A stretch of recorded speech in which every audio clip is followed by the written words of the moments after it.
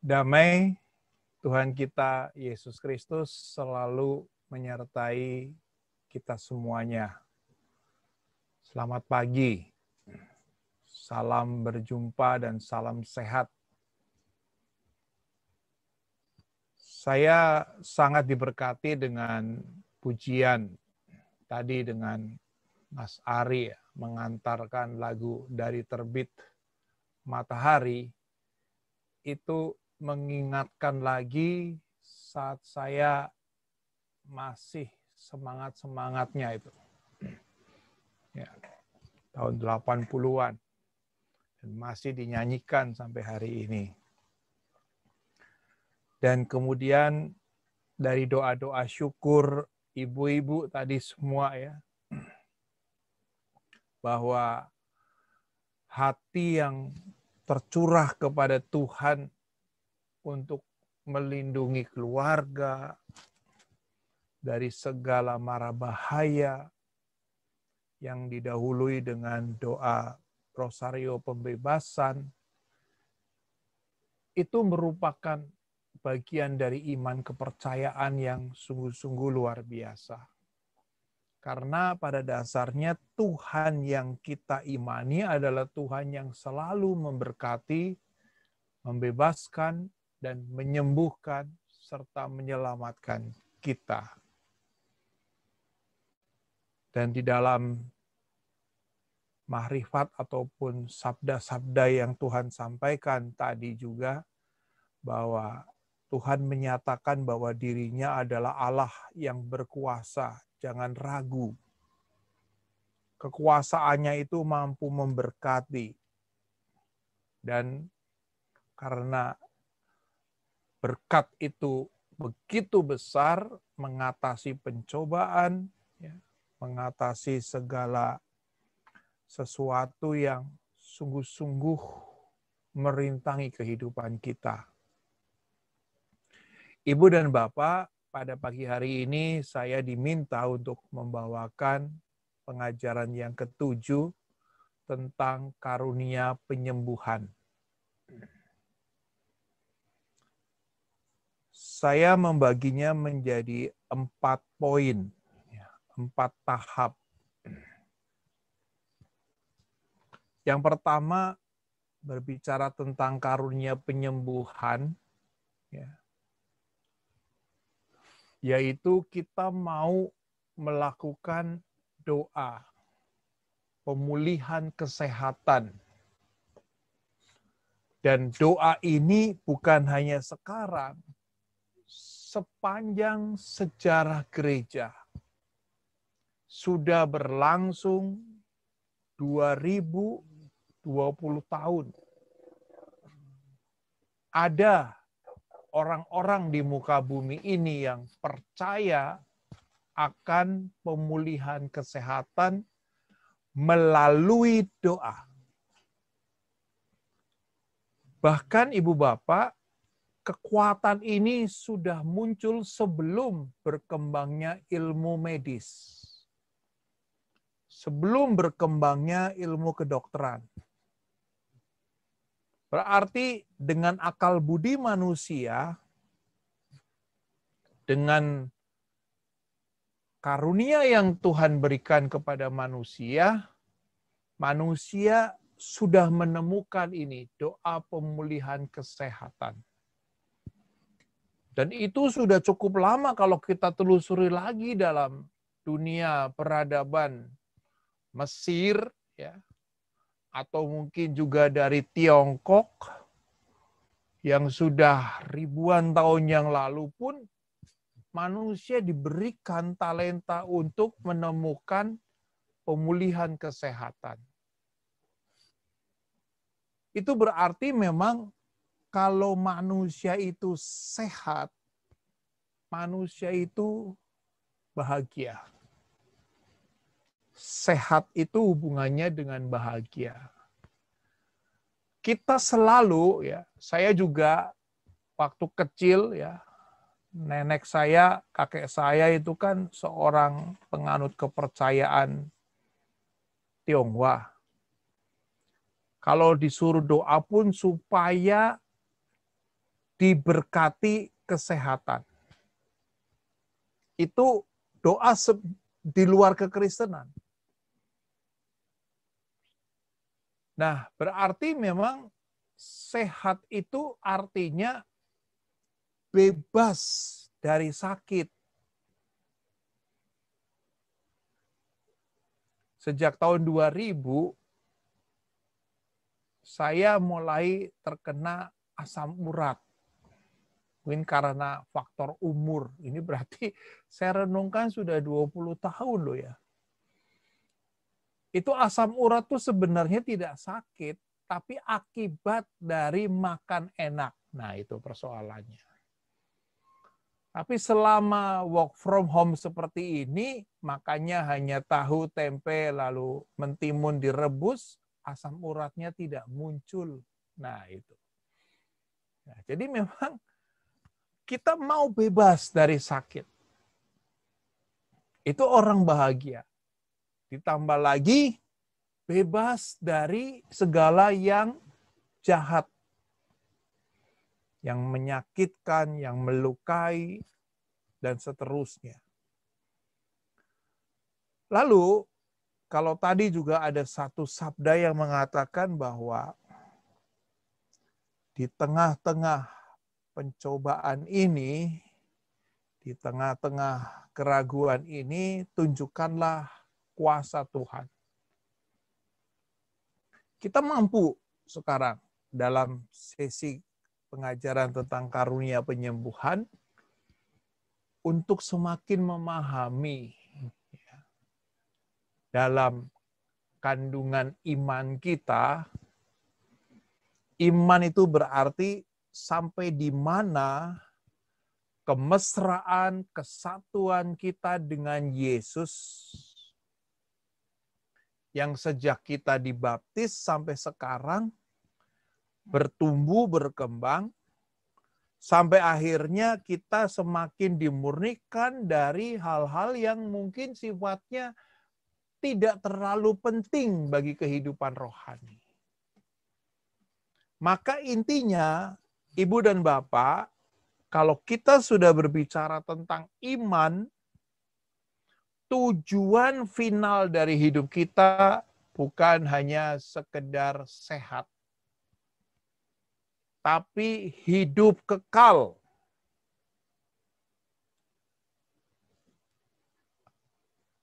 Kita diajak untuk memahami tujuan hidup kita adalah kebangkitan badan. Jadi kalau kita hanya meminta supaya encoknya sembuh, asam uratnya sembuh, sakit kepalanya sembuh, itu hal-hal yang kecil. Tapi seharusnya sekarang kita minta Tuhan supaya aku juga memperoleh kehidupan yang kekal. Yang tidak lagi mengenal ratap tangis dan gertak gigi. Dan nanti sebentar lagi kita akan masuk ke dalam masa prapaskah dan kemudian masuk ke masa Paskah. Itulah inti iman akan Yesus Kristus, bahwa Tuhan tidak hanya menyembuhkan secara fisik, tapi memberikan kehidupan yang kekal. Dan kehidupan yang kekal itu sampai hari ini belum bisa dirumuskan secara jelas.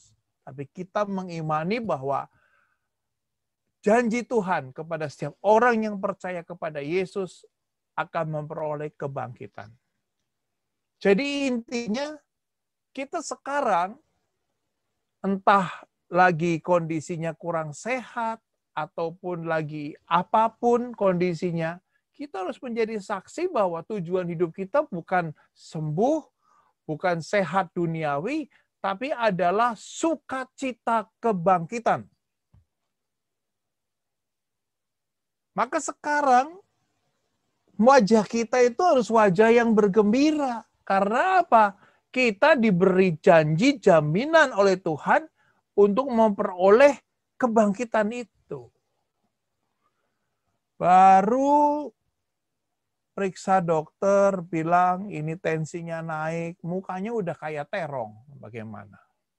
Ya kan? kita punya sukacita akan janji Tuhan ini. Maka selagi kita masih diberi kesempatan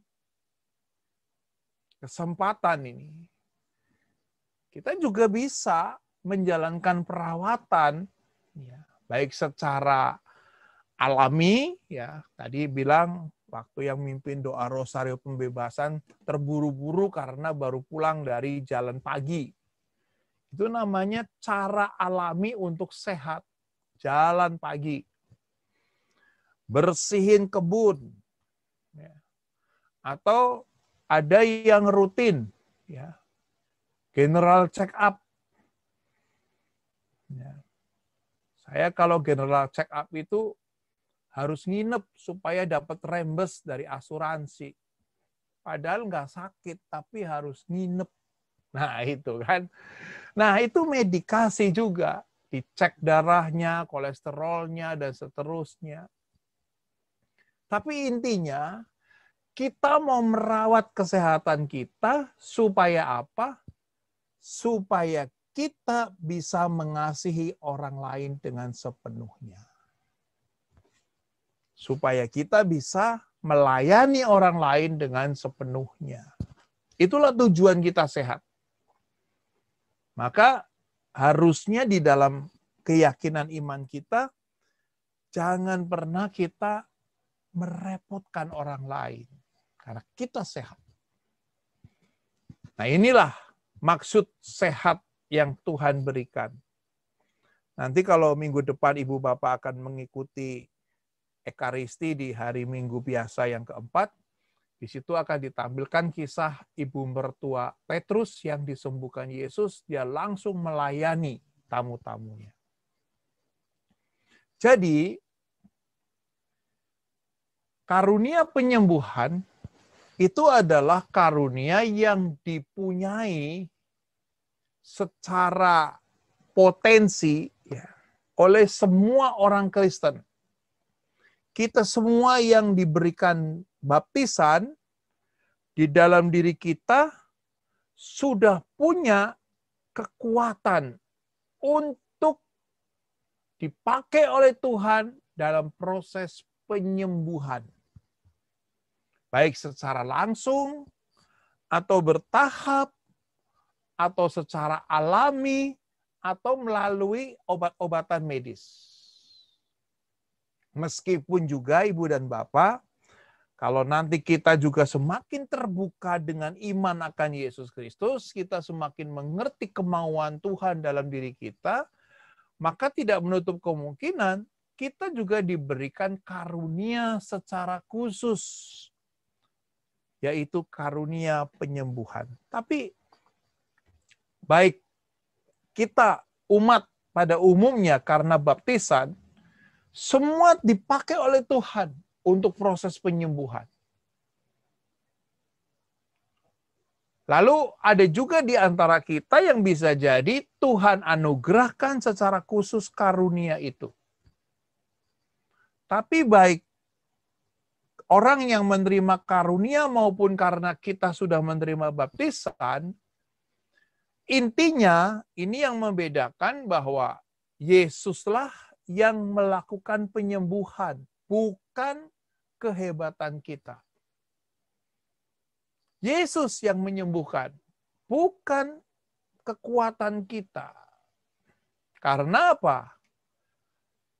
Dia berkuasa, bukan kita yang berkuasa. Oleh karena itu, melalui terapi doa, entah tadi doa pembebasan atau doa apapun, setiap orang Kristiani harapnya dengan semakin penuh keyakinan seyakin-yakinnya, Yesus mampu menyembuhkan. Nah itu yang perlu kita pegang, ya, bahwa kita punya kepercayaan itu, punya nggak rasa yakin bahwa Yesus bisa menyembuhkan. Itu yang harus kita pegang pertama-tama. Nah itu berarti kita semua sudah punya potensi Dikatakan di dalam Markus bab 9 ayat 23, tidak ada yang mustahil bagi orang-orang percaya. Nah, ini yang harus kita pegang. Kita harus percaya sepenuhnya bahwa Yesus bisa menyembuhkan. Dan nanti bagi orang yang diberi karunia khusus, ini diberi karunia khusus, baru kita diberitahu saat bagaimana caranya Yesus menyembuhkan. Tapi tidak semua orang diberitahu caranya. Tapi semua orang yang percaya yakin bahwa Yesus punya kuasa penyembuhan.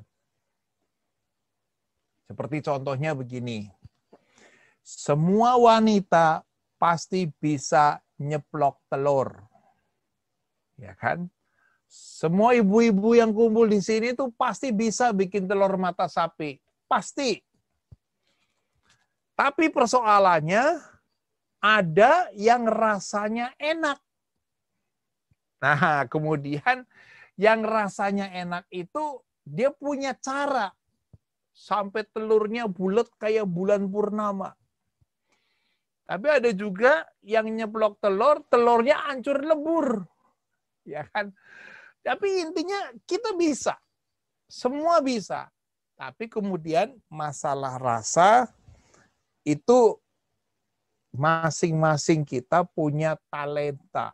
Nah, itu saya analogikan seperti itu. Karunia penyembuhan juga seperti itu.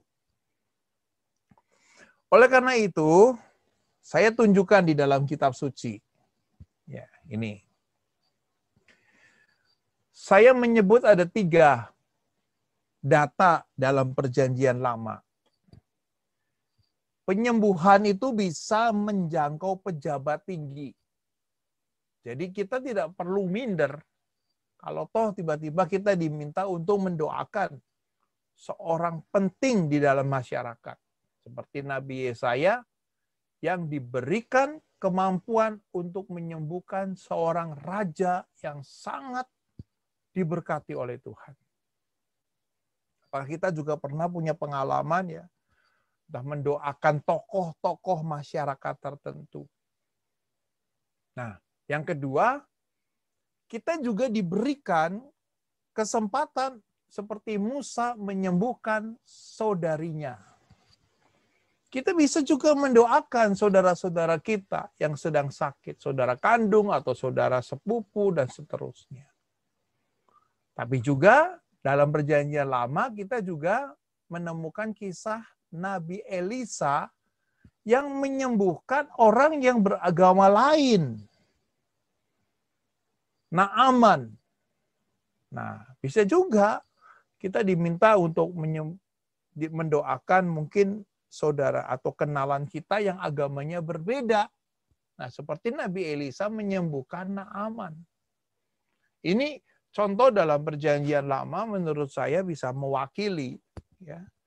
Menyembuhkan orang penting ya.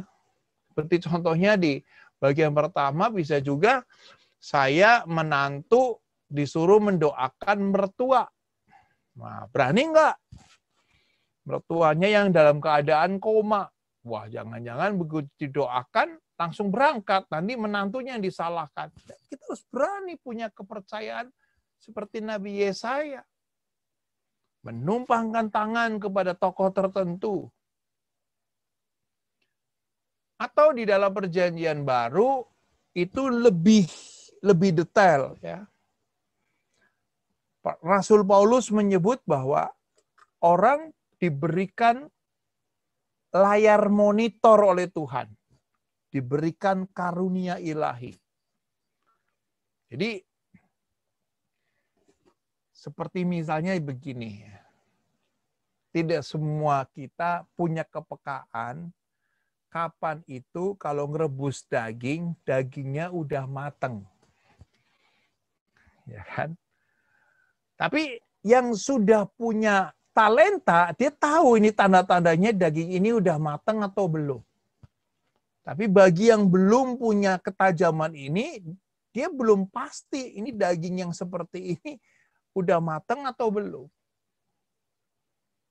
Nah, orang yang diberikan karunia penyembuhan pun diberikan seperti gambaran kondisi orang yang didoakan itu sudah dikerjakan oleh Tuhan atau belum.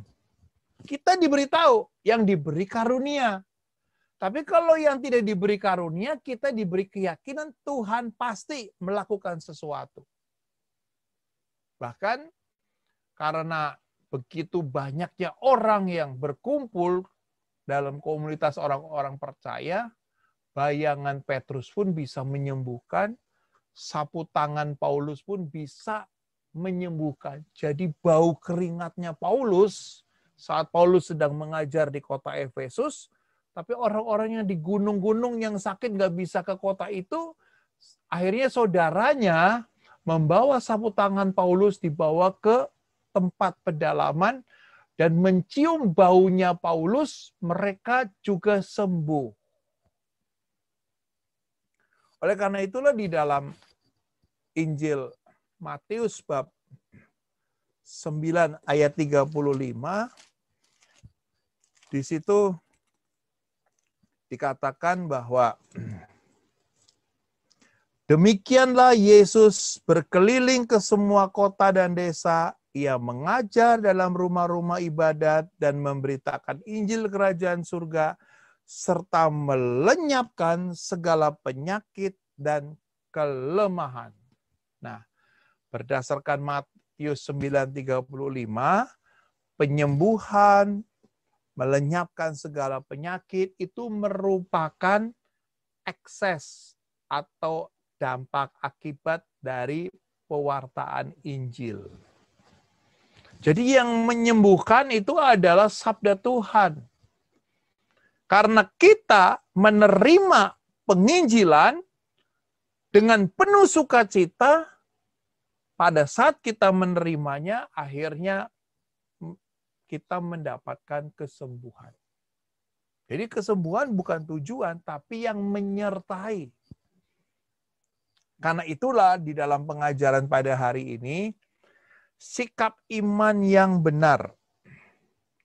Manusia harus utuh.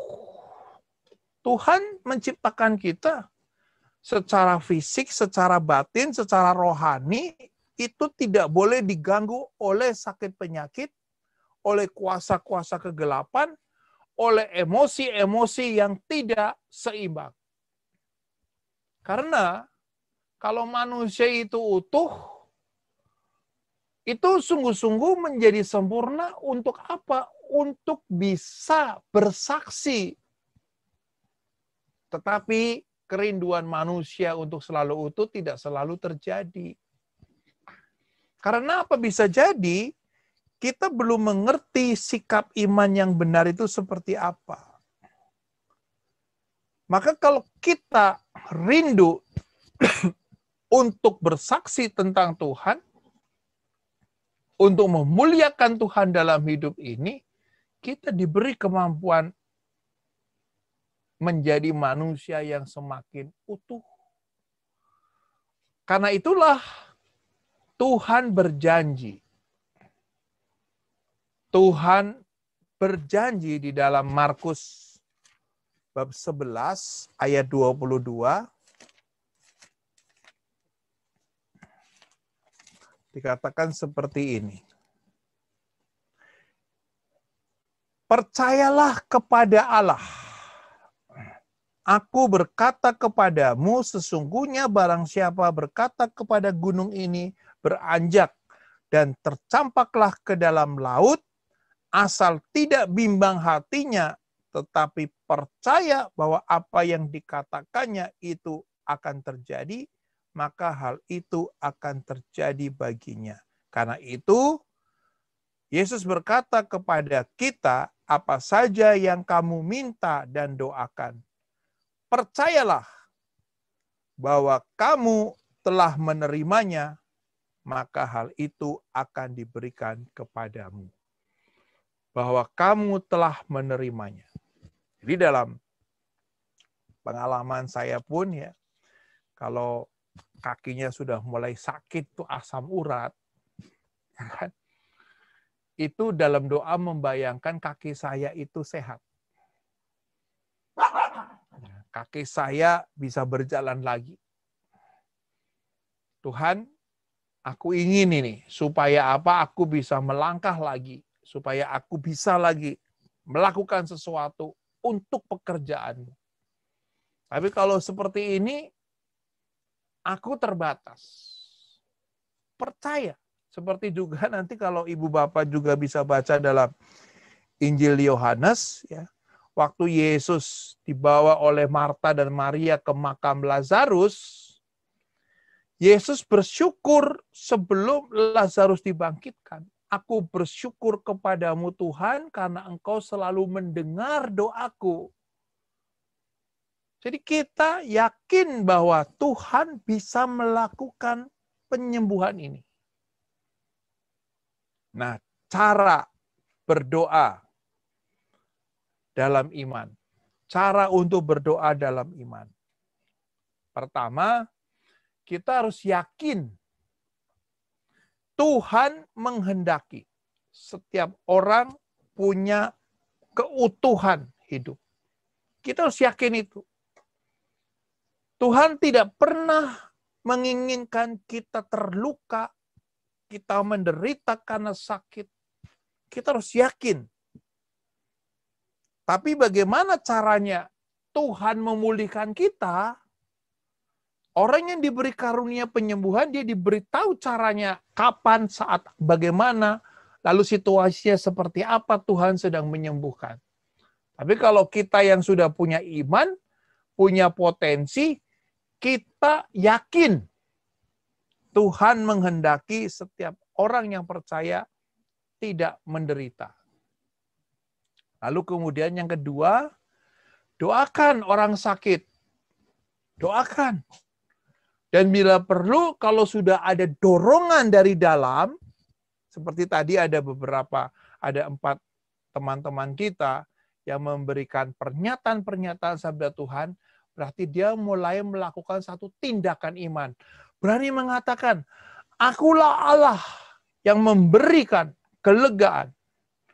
Pencobaan-pencobaan tidak akan pernah mengurangi iman. Itu teman-teman kita tadi berani menyampaikan tindakan iman itu.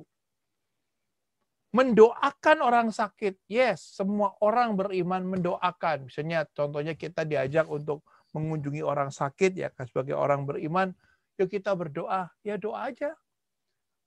Sebelum karismatik saya doanya pakai nada bakti. Gak bisa doa spontan kan. Tapi begitu sudah mulai mengenal pembaharuan, doa spontan. Sampai doanya belum selesai, yang didoakan sudah tertidur lelap. Karena saking panjangnya itu doa. Nah, kita mendoakan. Lalu kalau diberikan karunia, akhirnya kita diberi kepekaan. Kapan? Kita tahu saat Tuhan sedang melakukan apa. Tapi baik orang yang diberi karunia, ataupun orang yang masih punya potensi, intinya kita perlu punya empati kasih. Kalau kita datang kepada orang yang sedang sakit, mengunjungi orang sakit karena kita ingin mengasihi dia. Ingin mengampuni dosanya. Jangan kemudian dibebankan oleh hal-hal yang lebih berat lagi. Mengasihi. Kunjungan kepada orang sakit hanya membawa kasih. Kasih Allah. Dan yang ketiga adalah serahkan hasil sepenuhnya kepada Tuhan. Tapi yakin Tuhan sudah menjamah dan sudah mengasihi mereka. Lalu kalau kita juga nantinya berkembang di dalam karunia penyembuhan, kita bisa mulai mengerti pikiran dan perasaan Tuhan saat itu. Tapi kalau orang yang belum diberi karunia penyembuhan, kita sampai pada satu penyerahan. Seperti contohnya kalau saya berdoa, Tuhan, lihatlah anakmu ini yang sedang terbaring sakit. Aku percaya Engkau sedang menjamah dia. Amin. Yakin Tuhan sedang menjamah dia. Tapi karena bisa jadi saya tidak diberikan karunia penyembuhan, maka saya tidak tahu kapan Tuhan menjamah dia. Tapi kalau orang yang diberi karunia khusus, pada saat sedang berdoa, diberi semacam monitor, Tuhan sedang melakukan apa saat itu kepada orang itu. Nah, ini adalah bagian yang pertama. Nah, sampai di sini, karena ini adalah satu pengajaran, apakah ada yang ingin bertanya?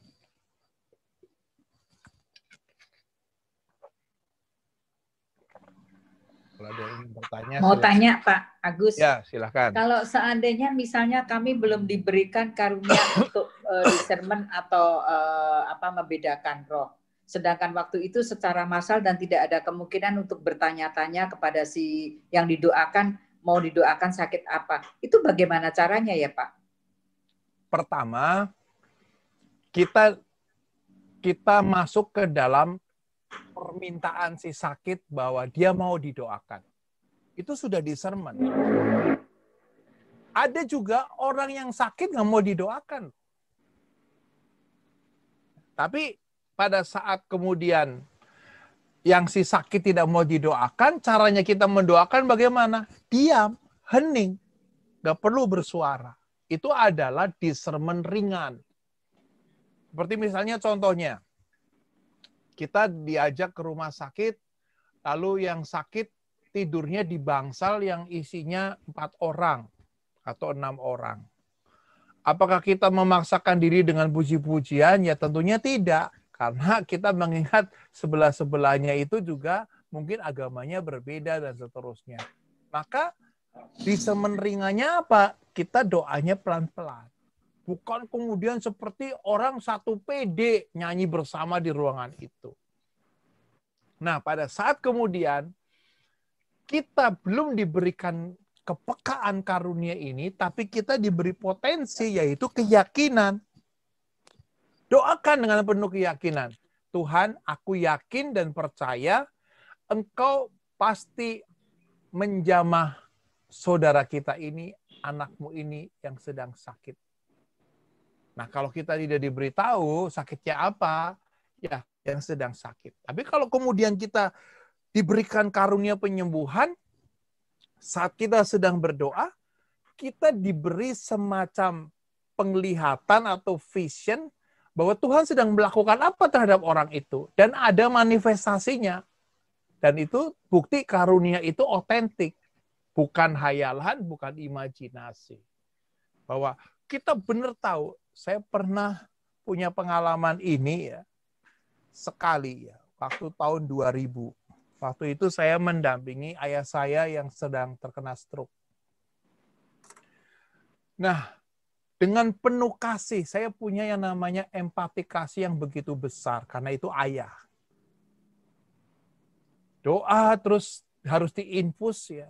Di botol infusnya waktu itu harus 9 botol infus, baru botol infus yang ketiga, saya diberi semacam kayak layar monitor, itu seluruh tubuh ayah saya yang tadinya pucat, tiba-tiba dialiri semacam kayak aliran deras darah, mengalir dari kepala sampai ke kaki. Lalu saat itu, saya yakin, itu bukan fantasi, saya perintahkan, Pap, gerakan kaki, dan kakinya bergerak. Gerakan tangan, dan tangannya bergerak.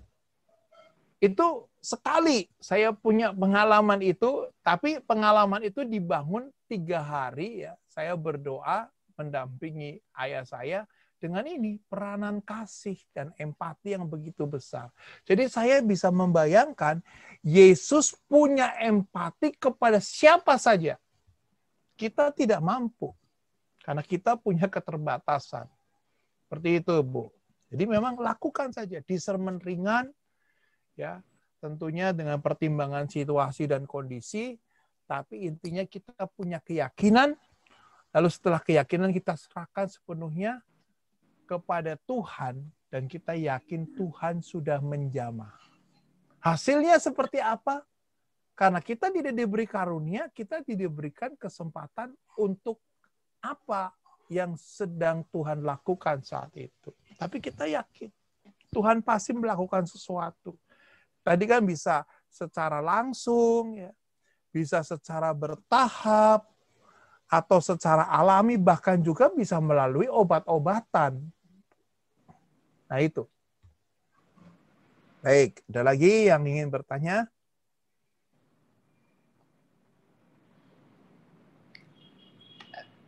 Satu lagi Pak Agus, Ya. yang nggak ada yang bertanya. Ya, kalau seandainya kita dihadapkan pada misalnya ada penyembuhan massal, terus kebetulan ada yang maju, misalnya buta atau dia lumpuh di kursi roda ya, dan dia berharap pasti bisa jalan atau berharap bisa melihat. Nah kadang-kadang saya lihat hamba-hamba Tuhan dengan yakin dan percaya bahwa kamu bisa berjalan, ayo bangkit, terus dicoba jalan. Nah itu bagaimana ya Pak? Maksudnya memang kita diajarkan Tuhan bahwa kita harus punya iman yang kuat gitu loh. Sehingga itu juga akan terjadi gitu. Tapi maksudnya kadang-kadang kan kita juga ragu, waduh tadi aku udah ngomong itu bener apa enggak tuh? Maksudnya itu akan terjadi atau tidak gitu loh Pak? Ya, pertama kalau penyembuhan massal, ya, kalau saya memaknainya begini, Bu. Orang datang ke dalam kebangunan rohani, setidak-tidaknya dia sudah mendapatkan satu peneguhan. Dia diteguhkan, dia didukung, dia mendapatkan semacam kekuatan dari saudara-saudara seiman. Itu dulu. Persoalannya, apakah orang yang lumpuh harus bisa berjalan, orang yang buta harus bisa melihat, itu bukan persoalan kita, itu persoalan Tuhan. Itu kuasa Tuhan, bukan kekuatan kita. Kalau itu sudah dijadikan kekuatan kita, maka kita sudah berubah menjadi dukun. Nah, jadi waktu penyembuhan massal, kita semua punya keyakinan. Dan kalau orang yang memang diberikan karunia penyembuhan, perintahnya itu ada manifestasinya secara otentik. Itu namanya instruksi yang sifatnya direktif, bukan semu. Aku perintahkan, nah pada saat kita diberi karunia, berarti kita sudah benar-benar menyatu secara penuh dengan kemauan Tuhan. Aku perintahkan, saat ini juga kau berjalanlah, karena itu adalah perintah Tuhan, bukan perintahku. Maka dia berjalan. Tapi kalau kita tidak diberikan kepekaan ini, lalu kalau saya boleh dikatakan dalam tanda petik sok-sokan, maka tidak ada manifestasi.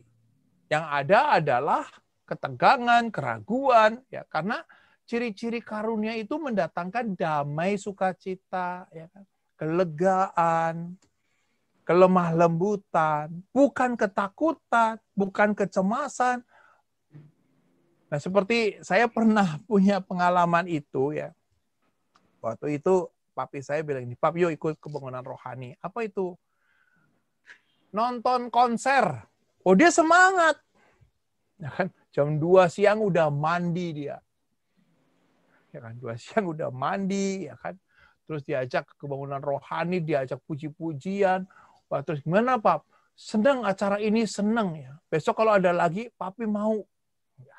Begitu sampai di rumah, loyo lagi. Nah, jadi memang ada pada saat kita dalam kebangunan rohani itu, intinya orang-orang yang sakit itu mendapatkan peneguhan, dukungan, bahwa dia tidak sendirian, dia tidak bergumul sendirian, tapi banyak orang-orang yang sedang care dengan dia.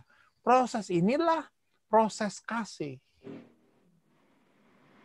Proses kasih. Dan itu berasal dari kekuatan Tuhan.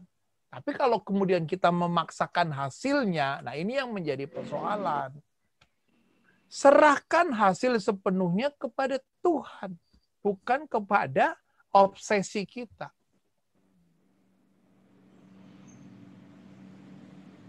Nah, di situ. Jadi kalau kita diminta suruh menjadi tim doa, bekal kita, kita punya keyakinan nggak bahwa Tuhan mampu menyembuhkan? Bukan aku mampu menyembuhkan, tapi Tuhan mampu menyembuhkan. Kalau yes, masuk ke dalam tim itu. Tapi kalau kita sendiri juga masih ragu bahwa Tuhan bisa menyembuhkan atau tidak, ya jangan jadi tim. Tapi kalau kita sudah punya keyakinan itu, masuklah ke dalam kelompok doa itu. Baik. Terima kasih, Pak. Terima kasih. Ada lagi yang ingin bertanya? Cukup jelas?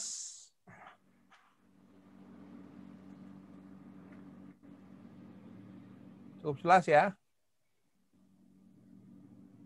Ini waktunya sudah habis atau mau terus?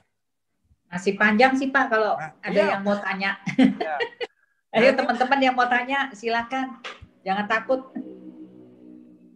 Nah, sekarang nanti mungkin masuk ke dalam pertemuan yang bagian yang kedua nih. Bagian yang kedua. Pertemuan doa khusus untuk memperoleh penyembuhan. Pertemuan doa khusus. Kelompok-kelompok karismatik ini seperti kita. Pertama, meskipun kita punya pelayanan khusus ini, tapi kita tidak boleh lepas dari kesatuannya dengan perayaan liturgi. Kita bukan orang yang lepas dari kesatuan ini. Karena di dalam gereja Katolik juga ada sakramen pengurapan orang sakit. Ada misa untuk orang sakit yang nanti tanggal 11 Februari bertepatan dengan penglihatan Santa Bernadette di Lourdes. Maka oleh Paus Yohanes Paulus II dijadikan hari untuk berdoa bagi orang sakit. Yang disebut dengan pro infirmis, ada tanda-tanda sarana yang dipakai di dalam sakramen orang sakit. Pengurapan orang sakit dengan minyak, dengan penumpangan tangan, dan seterusnya. Yang boleh dilakukan oleh imam tertabis. Maka kita yang kelompok doa yang bukan imam, tentunya karena ada kesatuan dengan liturgi ini, ya kita tidak boleh menjadi imam KW1, KW2 dengan bawa minyak urapan kemana-mana. Kita sebagai umat awam beriman berdoa dengan cara kita, bukan seperti seolah-olah seperti pastor sedang mengurapi pengurapan orang sakit. Nah ini yang namanya konteks ini, ya. Maka kita perlu kelompok doa penyembuhan itu juga punya tanggung jawab khusus sebagai umat beriman yang tentunya berbeda dengan kelompok orang-orang yang menerima tabisan suci. Nah, umat dibimbing, lalu diperbaiki dari apa yang harus dihindari. Oleh karena itulah, kelompok doa ini jangan sampai menjadi batu sandungan. Nah, karena di dalam gereja Katolik ada yang namanya sisi liturgi ini. Nah, secara lebih spesifik lagi, kalau orang diberikan karunia penyembuhan, dia diberikan kemampuan yang sifatnya melebihi pikiran manusia untuk pemulihan, untuk penyembuhan dengan kuasa ilahi, membebaskan kekuatan setan, dan ini bukan ilmu sihir, karena apa? Semuanya bisa dijelaskan. Kalau orang yang diberikan karunia tidak ada rahasia lagi. Terbuka karena itu adalah Tuhan, bukan mantra, bukan jampi-jampi. Tapi juga di dalam karunia penyembuhan ini juga perlu juga dikaji karena sekarang kita sudah hidup di alam modern ini, ada juga kajian psikosomatis, psikis ya. Nah, ini ada kajian-kajian seperti ini. Nah, lalu karunia penyembuhan itu bukan berarti secara otomatis menyembuhkan setiap penyakit. Bisa jadi karunia penyembuhan, ada juga orang yang diberi karunia penyembuhan khusus spesial, penyembuhan total. Nah, kalau orang diberikan karunia penyembuhan total, itu hasilnya damai sejahtera. Seperti misalnya contohnya ya, waktu saya mendampingi papi saya, waktu itu hari Sabtu itu, adik-adik saya semua ke gereja misa. Saya sendiri nungguin dia. Terus begitu, Pap, sabar, tenang. Ini adik-adik masih misa. Tenang. Begitu mereka selesai misa, pulang, lalu kumpul di rumah sakit. Kemudian saya bilang begini, Pap, kami berserah kepada kekuatan Tuhan dan berjalanlah dalam damai. Dan papi saya meninggal. Dan saya melihat sendiri bagaimana proses papi saya menyerahkan nyawanya keluar dari tubuhnya dengan sadar. Dan saat itu tidak ada satupun yang histeris atau kacau. Semuanya tenang. Tenang. Dan itulah karunia penyembuhan total. Tidak membuat semuanya menjadi gaduh, tapi tenang, Tuhan arahkan dengan baik. Tahapan-tahapannya, tidak ada yang terluka, tidak ada yang tersinggung, tidak ada yang merasa terlangkai. Semuanya itu berjalan dengan mulus. Dan yang ketiga adalah tidak bergantung pada iman si sakit. Jadi di sini kita harus bisa, kalau orang yang diberikan karunia penyembuhan, ya, baterainya ada nggak? Baterai bawah. Bahwa yang sakit mungkin bisa jadi nggak ngerti apa-apa, tetapi Tuhan punya kemauan. Tuhan punya kehendak. Jadi kita, misalnya kita datang, yang sakit itu, ya nggak percayalah dengan karunia itu. Tapi kita diberikan kepekaan itu, saat ini Tuhan sedang melakukan sesuatu kepada dia. Bisa terjadi. Jadi bukan ditentukan oleh kondisi iman si sakit, tapi itu kehendak Tuhan terjadi. Nah, inilah termasuk di sini, ya, termasuk di sini kalau misalnya orang dalam keadaan koma, Tuhan pun bisa mengubah situasi itu. Ini karunia penyembuhan yang begitu luar biasa. Nah, jadi sampai di sini ya, kita mulai mengerti yang pertama bahwa kita orang yang beriman dan percaya kepada Tuhan. Bahwa Tuhan mampu melakukan ini. Dan yang kedua, karena kita adalah orang Katolik, maka di dalam pelaksanaannya ada juga liturgi yang perlu diperhatikan. Dan yang ketiga, kalau kita diberikan karunia penyembuhan, maka karunia itu harus transparan. Tidak boleh ada sesuatu yang terselubung. Misalnya, mantranya apa? Harus jam berapa? Harus menghadap kemana? Itu sudah pakai model seperti dalam tanda petik klinik. Karunia itu tidak pakai model-model seperti itu. Karunia itu adalah cara Tuhan bekerja. Nggak pakai syarat. Nanti ya kalau kamu doa, nanti menghadap ke timur pas jam sekian. Itu sudah seperti anjuran. Mengapa harus ke timur? Ya itu resepnya. Nah resepnya itulah sesuatu yang terselubung. Kalau orang diberikan karunia penyembuhan, semuanya terbuka. Tidak ada lagi sesuatu yang dirahasiakan. Itu intinya. Tapi kalau misalnya kita contohnya datang ke dukun, kan dukun nggak mau kasih mantranya sumbernya dari mana. Itu dukun. Tapi kalau kita yang diberikan ini tidak pakai mantra, tidak pakai jampi-jampi, tapi benar-benar kau doanya apa? Semua orang bisa. Semua orang bisa. Yang sejauh orang itu percaya kepada Tuhan. Dan Tuhan juga bisa mengaruniakan kesembuhan kepada siapapun. Karena itu adalah anugerah Tuhan, bukan milik seseorang. Bukan klaim dari orang-orang tertentu saja. Semua orang bisa.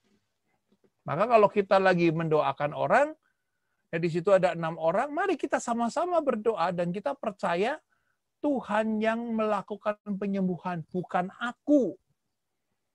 Jadi kalau sudah mulai masuk ke dalam godaan, kalau bukan aku yang mendoakan, nggak mungkin sembuh, itu sudah termasuk model dukun.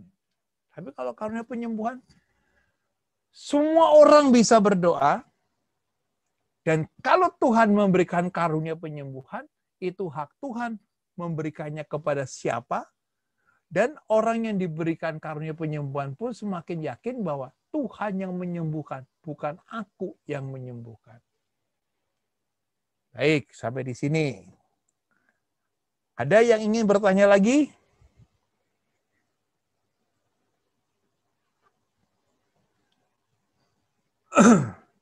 Cukup jelas, Ibu-ibu?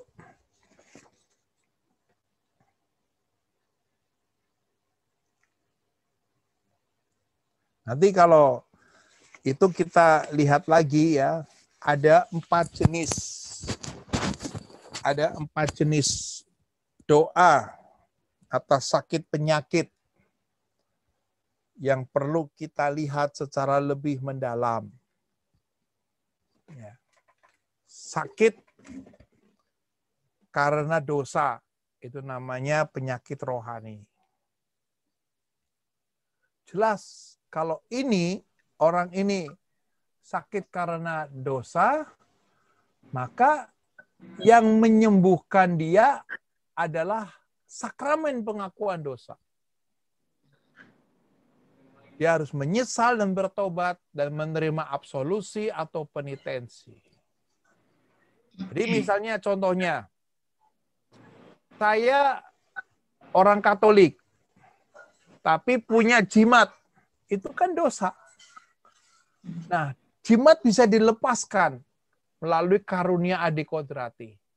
Tetapi dosanya dia sudah pegang jimat, bisa dihapus melalui sakramen pengakuan dosa bagi yang Katolik.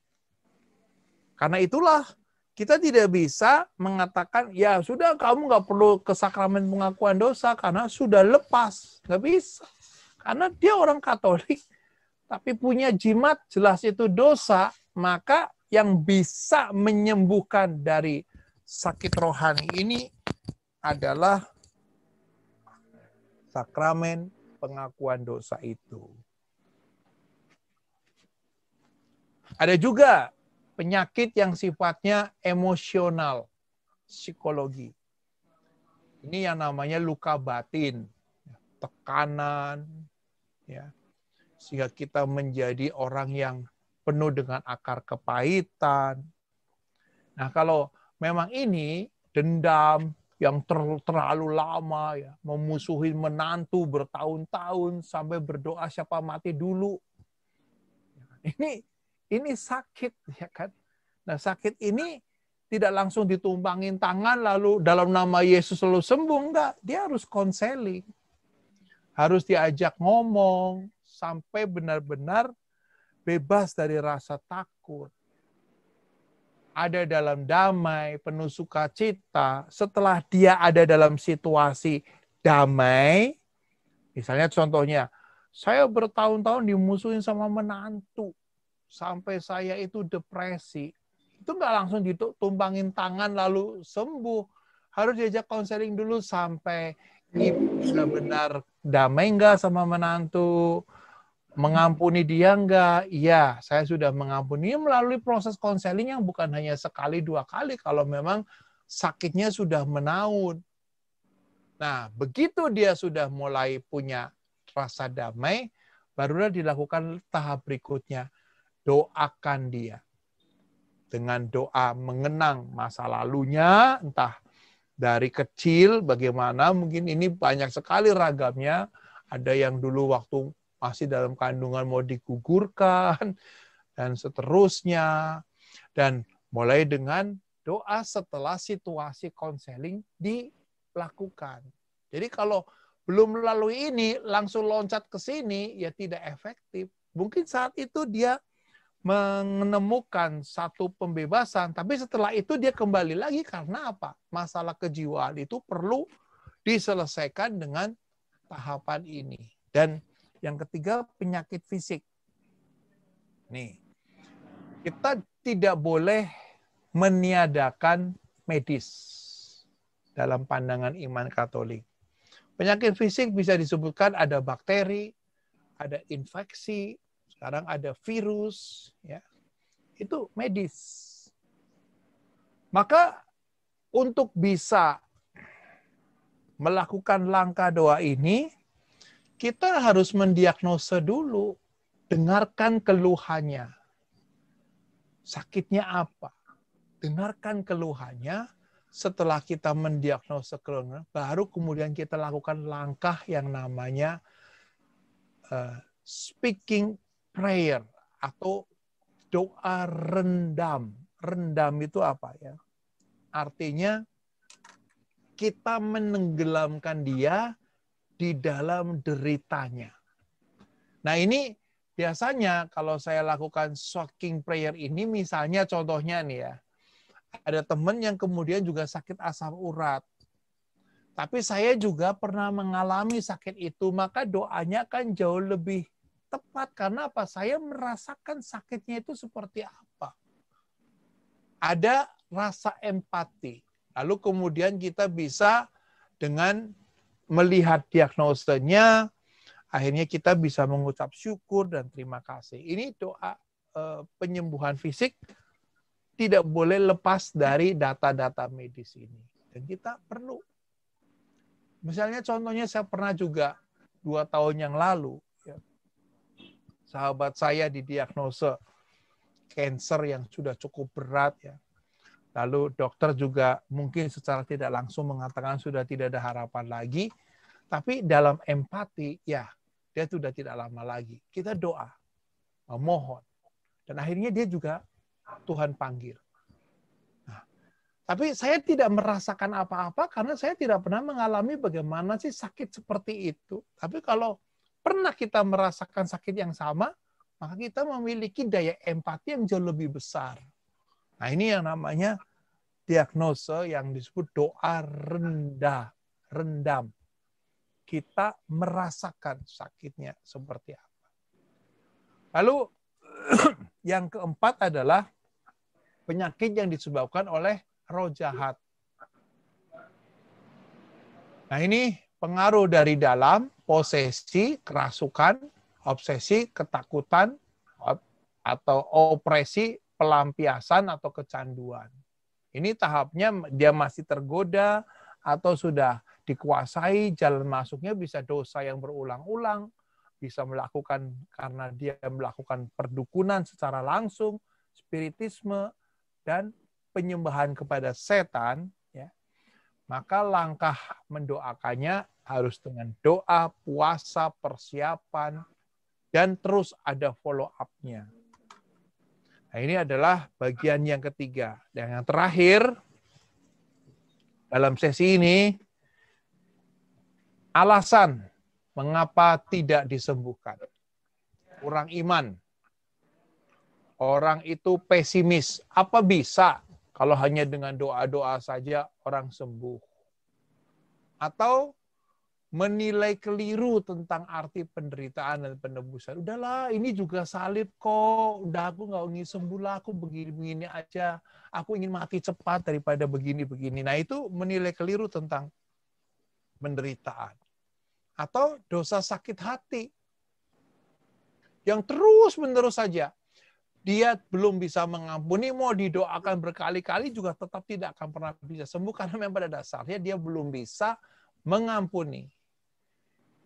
Atau yakin kalau saya sakit nggak sembuh, ya belum waktunya lah, belum waktunya. Terus selalu bilang belum waktunya. Lalu tidak berdoa secara spesifik. Kalau doa spesifik itu harus jelas. Misalnya contohnya, doa Tuhan, lihatlah anakmu ini ya di dalam empedunya ada batu yang sudah sebesar 2 mili. Nah itu spesifik.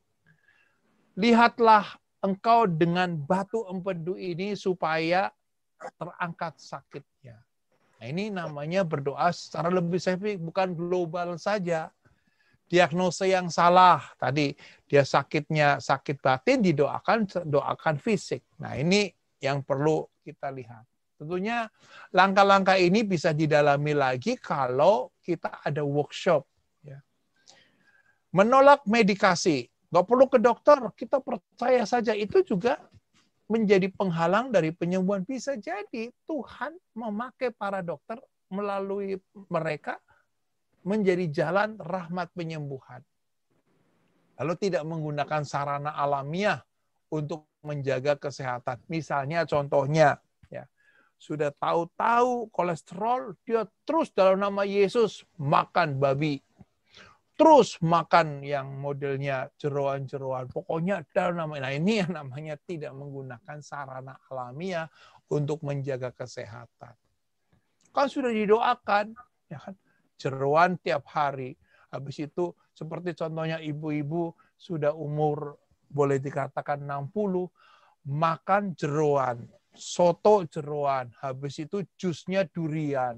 Wah, bagaimana? Nah ini ya artinya bagaimana mau sehat kalau memang dia sengaja melakukan. Kan sudah didoakan, sudah ditumbangin tangan, bukan seperti itu. Nah, jadi itulah yang bisa saya berikan ya dalam kesempatan ini. Maka kita harus percaya sampai hari ini penyembuhan masih tetap terjadi. Bahkan dikatakan di dalam surat saya yang terakhir, Biro Medis Lourdes mengesampingkan goncangan histeria psikosomatis kondisi sehingga gereja pun bisa mengatakan itu mujizat. Kalau sudah terhindar dari tahapan psikosomatis atau kondisi histeria atau goncangan-goncangan dan penyembuhan harus organik segera, penyembuhan non pemulihan mencakup penyakit yang tidak sedang dalam titik kesembuhan saat pasien tiba di Lourdes. Nah ini kalau sampai hari ini juga gereja menyatakan ini mujizat atau tidak mujizat dengan penelitian-penelitian, bukan hanya sekedar emosi saja. Tahun 60 sampai 72 ada 995 dokumen kesembuhan dan ditangani dokter yang mengkaji ini ada 2.000 dokter ahli atas 1.000 kasus. Tapi dari 1.000 kasus hanya 15 yang disebut mujizat dan akhirnya hanya 7 yang disebut mujizat oleh gereja.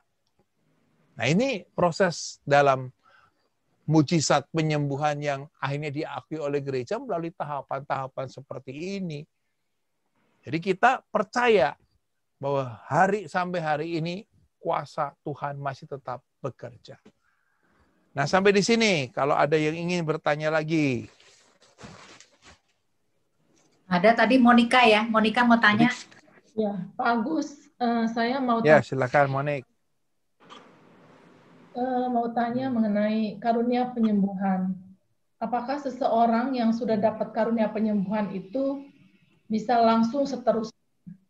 Karena saya mengalami 13 tahun yang lalu, ayahnya dia itu dalam mimpi, saya dikasih tahu sama Tuhan bahwa seperti ada peti dan foto-foto ayah saya. Sudah itu saya berdialog sama Tuhan. Saya bilang saya nggak mau ayah saya dipanggil, saya tidak mau. Ya, itu saya berpikir saya mau debat sama Tuhan. Pokoknya mau ayah saya tidak boleh dipanggil dulu. Di situ saya berdoa sama Tuhan, saya minta kesembuhan dari Tuhan. Banyak yang saya lakukan, saya banyak minta doa kepada siapa aja semua untuk doakan papa. Bahkan ini semua hamba-hamba Tuhan untuk mendoakan papa saya. Dan saya dikasih Tuhan suatu waktu papa saya itu tiba-tiba dia nggak bisa jalan, lumpuh. Tapi pagi-pagi waktu itu saya berdoa sama Tuhan, saya bilang sama Tuhan, tetap saya mau bertahan, saya tidak boleh papa saya dipanggil. Papa saya waktu itu kena CA ya, kena kanker. Dan pagi-pagi waktu papa saya mau jalan dari ranjang, dan begini Pak Agus, papa saya juga beriman orangnya, punya iman sama Tuhan dan dekat sama Tuhan hubungannya. Nah, pada waktu dari ranjang dia mau jalan, tiba-tiba dia mau coba jalan, terus tiba-tiba saya mempunyai iman yang kuat sama Tuhan, dan saya mengatakan, Papa jalan, dalam nama Yesus Papa berjalan, dalam nama Yesus Papa melangkah. Dan tiba-tiba Papa saya bisa jalan lagi. Bagus. Itu pertanyaan saya satu. Dan ada juga waktu di rumah sakit, waktu Papa saya nggak bisa, susah untuk dipompa, biasanya papa saya kena sakit lever, jadi dia susah kuningnya itu keluar. Tiba-tiba saya juga diberikan sama Tuhan kesembuhan, saya bisa juga, dan akhirnya papa saya lancar lagi jalannya. Nah, pertanyaan saya, itu kesembuhan yang saya dapatkan dari Tuhan, karunia penyembuhan untuk papa saya. Ya. Dan saya selalu berdoa, sekarang pun juga orang yang sakit, saya beriman kepada Tuhan, saya minta dia disembuhkan. Dan banyak juga orang-orang yang disembuhkan. Nah, pertanyaan saya kepada Pak Agus, apakah karunia penyembuhan itu tergantung dari iman seseorang yang yakin bahwa kita itu dapat bisa menyembuhkan dengan bantuan Roh Kudus, atau cuma sesaat aja waktu itu peristiwa yang saya dapatkan? Itu pertanyaan saya, Pak Agus. Terima kasih. Terima kasih, Bu Monik. Karunia itu bukan hak milik, tapi hak guna. Sejauh berguna untuk membangun iman, maka gunakan karunia itu. Karunia itu bukan hak milik paten. Artinya begini, kalau kita sendiri sudah tidak bertumbuh hidup rohaninya, maka tidak ada gunanya lagi kita memegang karunia itu. Karena itu bukan kekuatan mantra ya, tapi itu adalah hak guna. Sejauh berguna Tuhan berikan. Dan bahkan pada saat Ibu Monik punya pengalaman yang ditambahkan lagi, ketajaman karunia itu menjadi semakin nyata. Karena dari pengalaman. Ya, jadi dari pengalaman dengan mendampingi papi ya, tentunya karena itu adalah orang tua, pasti punya kekuatan kasih yang begitu besar. Dan pada waktu itu Ibu Monika punya keinginan itu tidak bertentangan dengan kemauan Tuhan bahwa orang itu harus sembuh. Karena Tuhan menghendaki manusia itu utuh. Hanya persoalannya nanti Ibu Monik mulai kepekaan. Mengapa papi saya tidak boleh meninggal? Alasannya apa? Nah, itulah mulai kita dipertajam lagi dengan kemauan Tuhan. Lalu, karunia itu seperti contohnya begini. Orang seperti umat biasa ya, kita datang ke orang sakit. Sebagai orang beriman, datanglah. Dengan kasih tentunya. Dengan kasih, mendoakan. Kunjungan pertama, mendoakan. Ya kan? Nggak ada apa-apanya, nggak apa-apa. Lalu kunjungan kedua kita mulai berani. Bu, yuk kita doa. Dengan senandung dalam roh. Mulai senandung dalam roh. Dan karena senandung dalam roh, akhirnya mulai terbuka dengan pernyataan-pernyataan Tuhan. Lalu kita pulang. Tidak ada berita bahwa dia berubah atau tidak. Ya kita harus yakin bahwa Tuhan yang sedang memproses, bukan kita yang menentukan. Kita tidak perlu berkecil hati ya pada saat kemudian mendoakan lalu orangnya tidak terjadi apa-apa. Kita tidak boleh mengatakan harus itu kemauan siapa yang mengharuskan. Ya, nah, beda begitu kita diberikan karunia, kita diberitahu bagaimana caranya Tuhan sedang melakukan, saatnya, kapan. Dan pada saat kita diberitahu semacam kayak layar monitor, itu bukan untuk menunjukkan satu kehebatan dan kegagalan kita, tapi justru membuat iman kita juga menjadi semakin yakin bahwa Tuhan sedang bekerja dalam diri orang ini. Sehingga kalau orang yang sudah diberikan karunia ini, biarkanlah orang-orang yang kita doakan yang bersaksi tentang kuasa Tuhan. Dan maka kita perlu mengurangi sesedikit mungkin mengatakan bahwa saya bisa menyembuhkan. Biarkanlah orang-orang yang selama ini kita layani yang memberikan kesaksian bahwa Tuhan begitu besar telah menyembuhkan saya. Dan bisa jadi dia melupakan atau mungkin tidak tahu siapa yang mendoakan dia, tapi dia tahu Tuhan yang begitu besar yang menyembuhkan dia. Dan kita tidak perlu tersinggung, tidak perlu marah, tidak perlu mengatakan, itu kan karena aku yang doain. Nah, kalau sudah mulai muncul seperti itu, maka kemudian kita perlu discernment lagi, apakah itu tanda-tanda dari karunia atau dari keegoisan saya. Jadi kalau memang tahu Tuhan pakai kita untuk karya-karya pelayanan ini, biarkanlah yang kita layani yang bersaksi.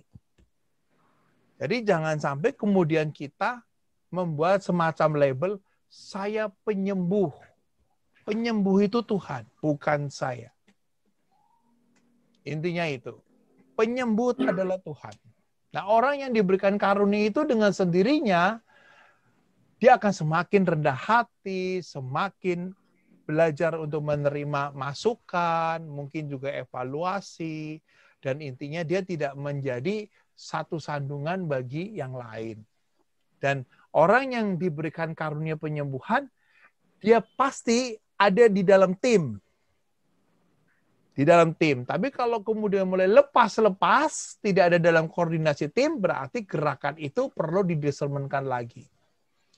Harus, karena karunia itu diberikan oleh Tuhan untuk membangun umat iman bersama, bukan untuk membangun diri sendiri. Bagus. Ya, terima kasih. Ya, silakan. Ya, Pak. Masih ada waktu ya sedikit ya. Ya. Masih. Waktu saya ikut workshop mengenai doa syafaat profetik di Surabaya. Itu, memang topiknya kan mengenai karunia penyembuhan. Namun tadi dari penjelasan sudah disampaikan, sebenarnya kan kita harus mencari tahu dulu kehendak Allah. Tadi disinggung mengenai kepekaan. Jadi maksudnya untuk kita nggak usah terlalu pusing kita punya karunia atau enggak. Tapi kalau kita punya, tadi ada kasih, kita mau menolong orang. Tapi perlu juga kita tahu dulu, mencari tahu kehendak Allah.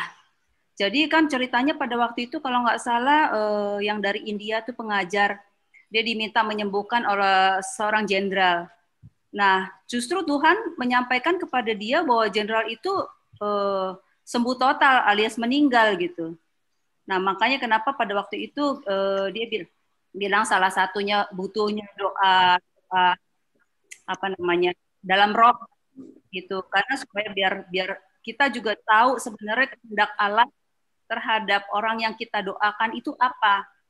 Gitu. Jadi sembuhnya tadi kan juga ada kategori juga, bisa sembuh karena fisik, kemudian sembuh yang karena psikologis, dan ada sembuh yang karena penyakit spiritual. Jadi yang saya mau tanyakan adalah maksudnya buat kami sendiri ini sebagai mungkin yang suka bertugas mendoakan. Jadi sebenarnya kita harus membereskan diri kita sendiri dulu gitu. Daripada kita pusing-pusing, kita pun punya karunia ini atau enggak ya, karunia itu apa enggak ya. Tapi bagaimana relasi kita dengan Tuhan yang demikian baik dan intim, sehingga kita juga memang makin peka untuk mendengar suara Tuhan. Jadi pada waktu kita mendoakan orang lain, kita juga sudah sedikit banyak dapat sign-sign gitu loh. Sebenarnya Tuhan mau buat apa gitu terhadap orang yang kita doakan. Mohon tanggapan Pak Agus, terima kasih. Selamat pagi Pak Agus, sebelum dijawab boleh saya bertanya? Silakan. Ya, begini Pak Agus. Tadi saya mendengar dari penanya sebelumnya juga dengan yang terakhir, dan saya setuju dengan apa yang dikatakan Pak Agus ini. Penyembuh sesungguhnya adalah Tuhan. karena hanya Dia yang bisa berbuat segalanya. Yang ingin saya tanyakan ini Pak Agus, ini kesembuhan ini ada efek placebo atau efek sugesti, karena banyak sekali pendoa-pendoa ini mengatakan sembuh, sembuh, sembuh, sembuh, tapi dirinya sendiri masih ragu gitu. Itu satu. Kedua, banyak yang merasa, wah dia bisa berdialog dengan Tuhan. Katanya ini. Padahal kalau kita lihat dari kehidupan, mohon maaf, rohaninya sendiri, ya nggak gitu-gitu amat lah, mohon maaf, mohon izin. Nah ini yang ingin saya tanyakan antara efek sugesti dan efek placebo yang akan terjadi kepada si pasien tadi, atau yang didoakan. Seperti pertanyaan Ibu yang terakhir ini, diminta menyembuhkan seorang jenderal dan jenderal itu sembuh total gitu, istilahnya almarhum gitu ya. Ini kadang-kadang sulit membedakan ini karunia, apakah ini sugesti sembuh karena efek placebo atau apa. Ini sedikit aja Pak Agus, mudah-mudahan saya bisa menyimak lebih lanjut. Terima kasih Pak Agus. Ya Pak Agus, sorry, tadi namanya Cyril yang doa cerita mengenai jenderal. Ya, waktu itu juga saya ikut di situ. Nah, jadi tadi yang saya tekankan, semua orang beriman itu punya potensi, punya kekuatan karena baptisan untuk berdoa, Dan latar belakang doa adalah yakin kepada Tuhan yang menyembuhkan. Itu intinya. Tetapi Tuhan juga tidak menutup kemungkinan memberikan kepada orang-orang yang Tuhan kehendaki karunia. Nah, karunia itu membentuk orang itu secara rohani. Karena apa? Dia akan semakin tahu posisinya itu bukan Tuhan. Dia hanyalah alatnya, sarananya. Seperti kalau air itu dipancarkan dari keran, kita hanya selangnya, penyalurnya saja. Sumber penyembuhan itu tetap Tuhan. Sehingga untuk bisa membedakan dia itu diberi karunia yang berasal dari Tuhan atau tidak, dari buah rohnya. Demikian juga kalau orang mendapatkan semacam pesan-pesan khusus tentang karunia penyembuhan, entah tadi mendapatkan penyembuhan total, ya, hasilnya damai, bukan kecemasan, bukan ketakutan, bukan kegelisahan. Karena buah roh itulah yang menguji itu karunia itu dari mana. Buah roh yang menyertai karunia itu. Damai, sejahtera, sukacita. Seperti tadi dalam saya ungkapkan waktu mendampingi papi saya, ya memang ada satu kekuatan, ya dia mau berangkat, tapi semuanya menjadi tenang. Semuanya bisa menjadi menerima, itu buah roh. Tapi tahapan-tahapan itu Tuhan berikan supaya apa? Kita sebagai anak-anaknya tidak kaget. Tuhan sangat memproteksi kita. Nah itulah karunia. Tapi kalau membuat orang menjadi takut, menjadi serem, menjadi cemas, menjadi gelisah, itu dari mana? Itu pasti bukan dari buah roh. Nah, seperti itulah. Makanya kemudian kalau tadi dikatakan bahwa entah placebo atau sugesti, karena tahapan karunia untuk sampai kepada proses pemurnian, itu membutuhkan juga tahapan-tahapannya seperti tadi mujizat di Lourdes itu tidak gampang. Dari 1000 kasus hanya 7 yang dinyatakan mujizat oleh gereja. Hanya 7 dari 1000 kasus. Setelah diteliti, setelah dikembangkan, makanya orang tidak bisa langsung serta-merta itu mujizat. Nah, bisa juga pengalaman emosional, pengalaman psikosomatis, pengalaman medis, dan seterusnya. Tapi yang disebut mujizat resmi oleh gereja ya adalah melalui kajian-kajian yang bisa dipertanggungjawabkan. Oleh karena itulah, nanti saya bisa tambahkan lagi ini slide-nya ya.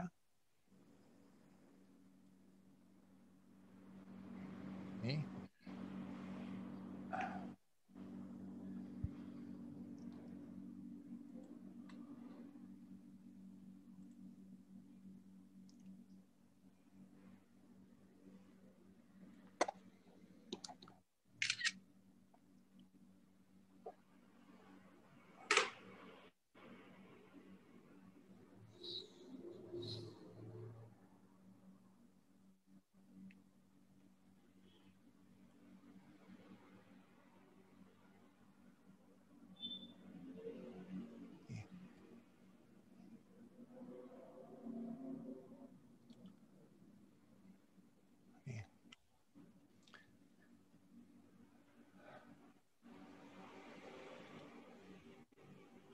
Dalam tradisi gereja, wajar memohon kepada Tuhan atas kesehatan jiwa, badan, keutuhan tubuh, ritus liturgi timur dan barat.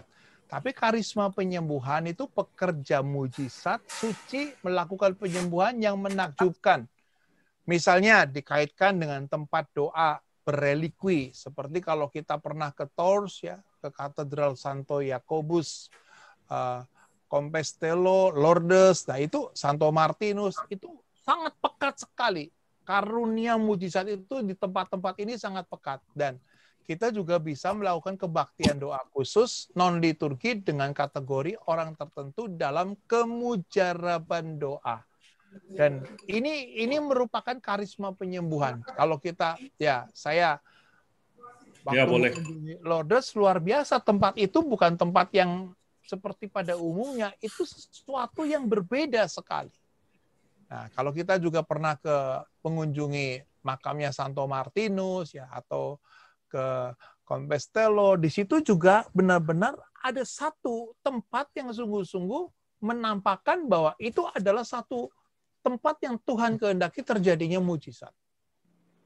Jadi memang kita sebagai orang Katolik juga terbuka dengan ini, tapi kita tidak bisa mengklaim, ya, dengan sendirinya, ya, bahwa itu sudah terjadi mujizat. Perlu, ya, kajian-kajian lagi dan seterusnya. Maka untuk menghindari apakah itu placebo atau hanya sugesti, gereja tidak begitu mudah untuk mengatakan itu satu mujizat.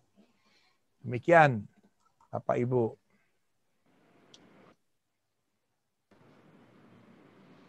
Pak Agus mau tanya nih.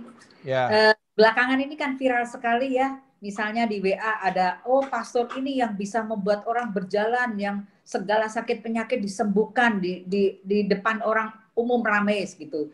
Terus ada juga, waduh saya dengar tuh di sana di Priok ada orang yang bawa agama Katolik dan sebagainya bisa dapat karunia penyembuhan dan sebagainya.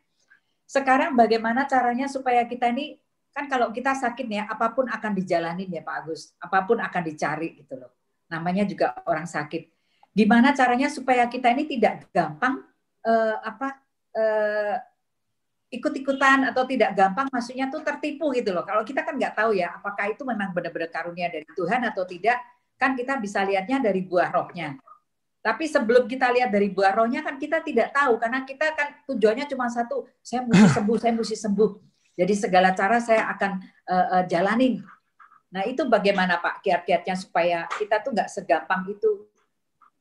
Ya, kadang-kadang ya pengaruh segala cara kita jalani itu masih bernuansa kepercayaan lama.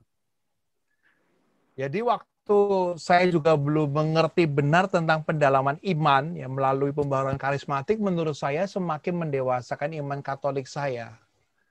Jadi waktu saya masih juga Katolik tradisional, kalau doa sama Santo Yosef itu kurang mantap, Santa Clara.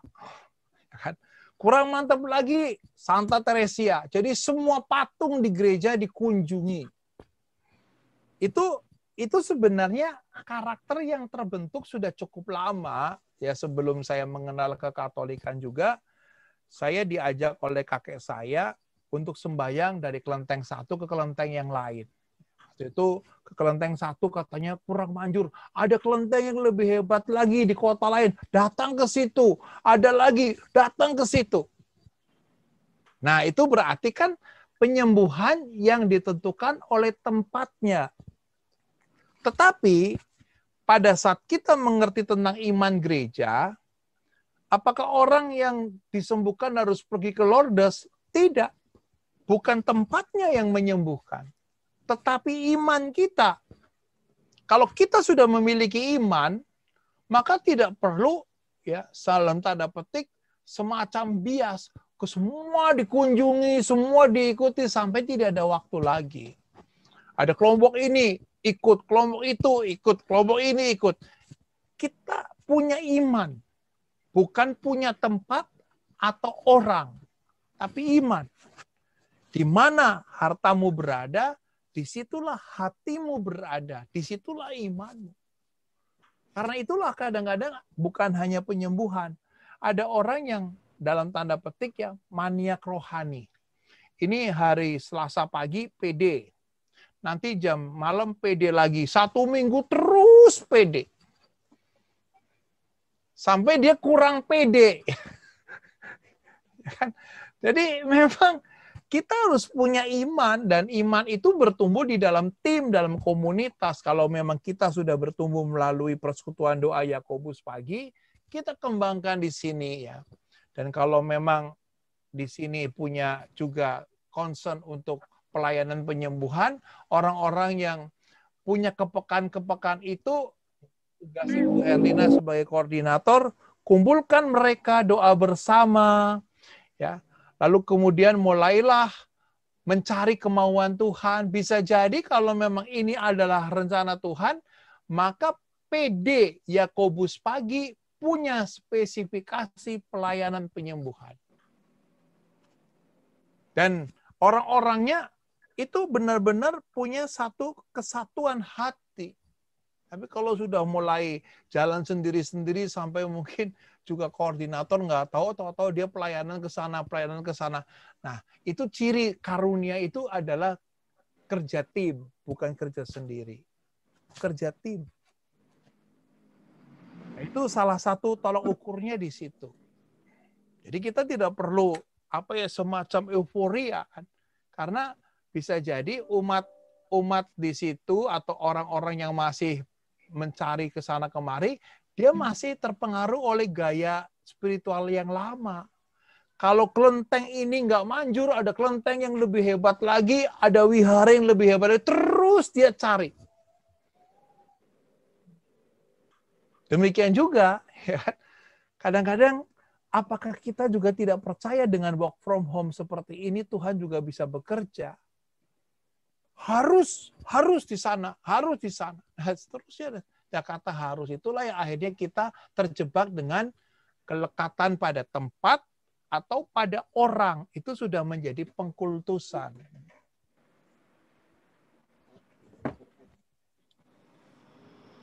Dan gereja tidak pernah mengatakan mujizat hanya terjadi di tempat-tempat tertentu. Tidak.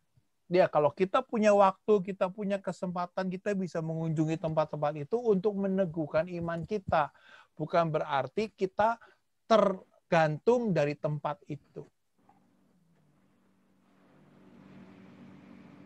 Itu Bu Erlina. Terima kasih Pak Agus. Ada lagi?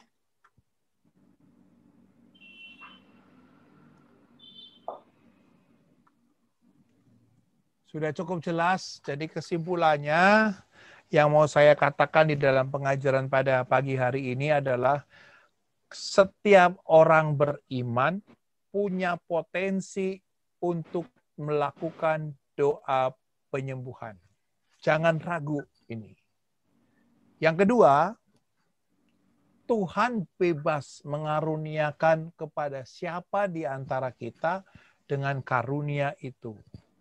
Tapi karunia itu diberikan oleh Tuhan bukan sebagai hak milik, tapi sebagai hak guna, hak pakai.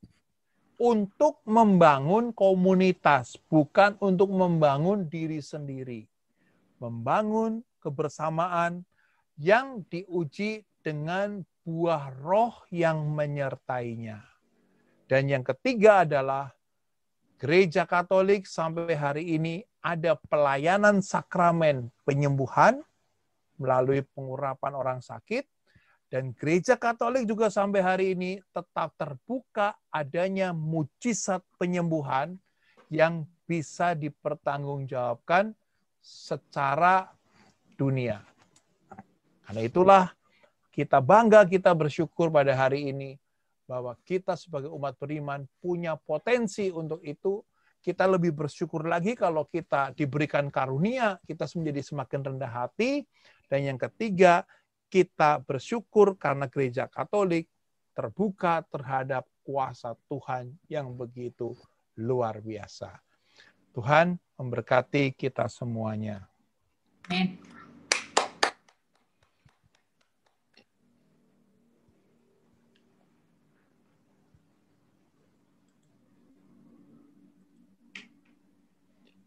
Ya, terima